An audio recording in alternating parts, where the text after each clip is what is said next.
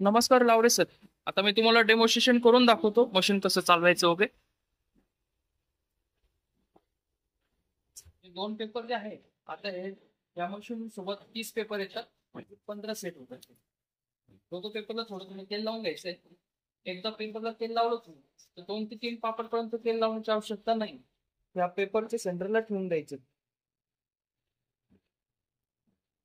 या प्रकारे प्रेस करून घ्यायचं आणि तेलाची बाजू जी आहे ही पण याला परफेक्टली मॅच करून घ्यायची आणि प्रेस करून घ्यायचं. हे बघा याच्यामध्ये आहे ना, हे बघा याला तुम्ही हाताने दाबलं का मशीन ऑटोमॅटिक स्टार्ट होऊन जाईल. त्याच्यानंतर हे दोघं हाताने याला पकडायचं आहे आणि सेंटरला पायाने स्लोली स्लोली दाबायचं. या प्रकारे तुम्हाला जेवढा मोठा पापड पाहिजे तेवढा तुम्ही मोठा करू शकता. आता पापड झाला, याला सोडलं का मशीन ऑटोमॅटिक बंद होऊन जाईल आणि जे प्लास्टिकचे दिले काढायचे ते तुम्ही लावलं तर तुमचा वर होऊन जाईल पेपर.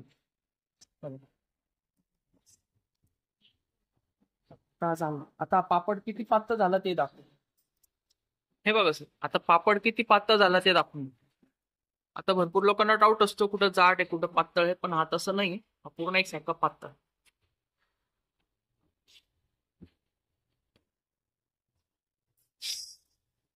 जवळ दाखव. हा मसाला आहे. ओके, आता पापड कसा काढायचा ते दाखवून. हे बघ, पापड झाल्यानंतर काय करायचंय, त्याला हात फिरून घ्यायचा. हात फिरवला नाही, हा कोणत्या पण एका साईडला चिपकून जाईल. या प्रकारे त्याच्यानंतर याला असंच पंख्याखाली ठेवून द्यायचंय. 1 ते 2 मिनिटांनी हवेने कडक होऊन ऑटोमॅटिक हा वर येऊन जाईल. वर आल्यानंतर त्याला साडीवर सरळ 5 मिनिटं वाळवायचंय. उलट करून 5 मिनिटं आणि ऊन असेल तर उन्हामध्ये 5 मिनिटं, अशी 15 मिनिटाची प्रोसिजर आहे. याला तुम्ही लगेच काढायला गेलं तर हा निघेल, पण याचा शेप बदलू शकतो. तरी तुम्हाला दाखवून देतो मी. किती पातळ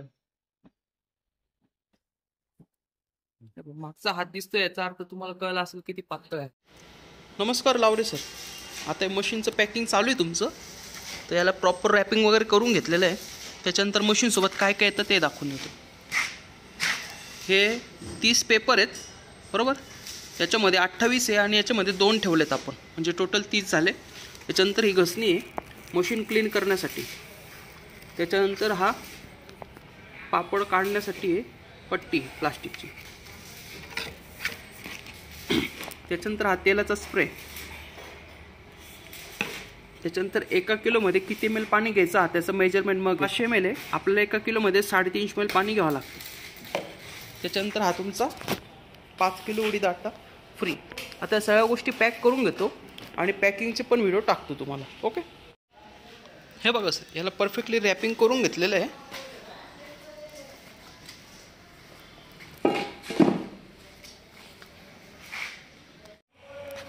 हे बघा सर, याला आता प्रॉपर फोम वगैरे लावून घेतलेलं आहे. जिथं इंडिकेटर आहे तिथे फोम लावून घेतलं, डॅमेज होऊ नये म्हणून. वरच्या साईडला पण फोम लावलेलं आहे, स्पंज.